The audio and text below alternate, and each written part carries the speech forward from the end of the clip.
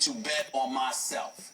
I think I'm worth more than $44 million over 5 years. So if I want to do a 3-year deal, right, you should be able to do that for me. And to me, once that message was sent, Larry Bird should have found a way to keep him.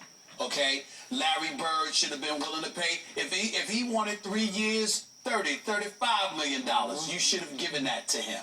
You understand? So what? He's going to be in a position to re-up in 3 years. You are trying to compete for a championship now. LeBron James just left for Cleveland. You have an opportunity to claim the Eastern Conference because the big three are not in your face anymore. You've got to have the foresight to see that and to say, I'm going to sit there and snatch this while I can. Not to mention, Skip, and I'm not knocking the players for this because they're young and they feel the way that they feel, but Paul George saying immediately after losing the series to Miami when asked if he wanted Lance Stephenson as a teammate next season, I don't know.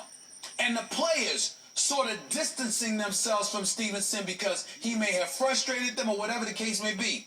It was incumbent upon Larry Bird to step up while the playoffs were going on and saying, look, I'm going to talk to the dude because there's things that I think he may need to do differently. But this is an incredibly important component for our franchise. He's a future of this franchise. We value him. He's incredibly valuable to us, and we don't want to lose him. I heard none of that from Larry Bird.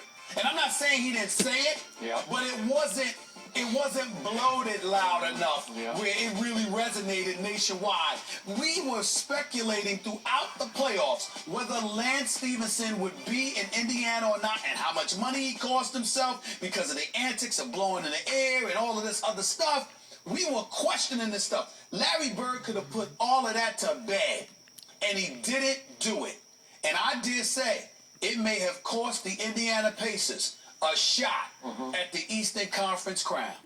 This is going to be a devastating blow to this team because Lance Stephenson, even with his theatrics, he can ball, and more importantly, he got a lot of heart, and he ain't scared, and he rises to the challenge. That's a devastating loss for the Pacers.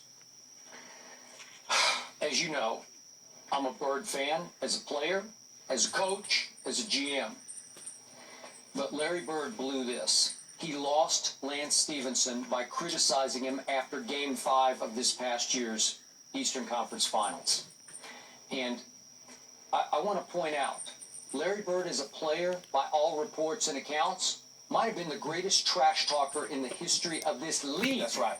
He got Dr. J to punch him in the face. The peaceful Julius Dr. J. Irvin to punch him in the face. I'll never forget it. Again, I was covering the Dallas Mavericks when Mark McGuire was a star. Do you know Mark? Yes, a little before your time. I know Mark McGuire very well.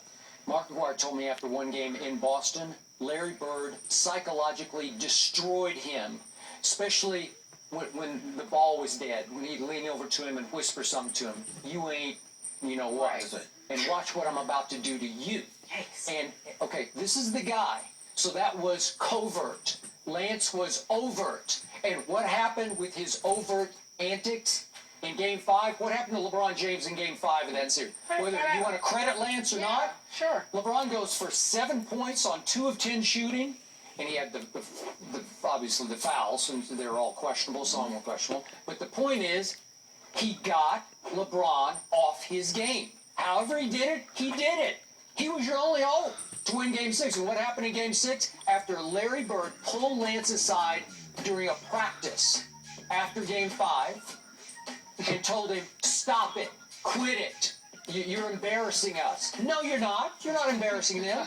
No, you're giving them the only chance they have. Right. You're giving them, as Michael Jordan just said about the player he just signed, some edge. It gave them edge that Paul George didn't give them.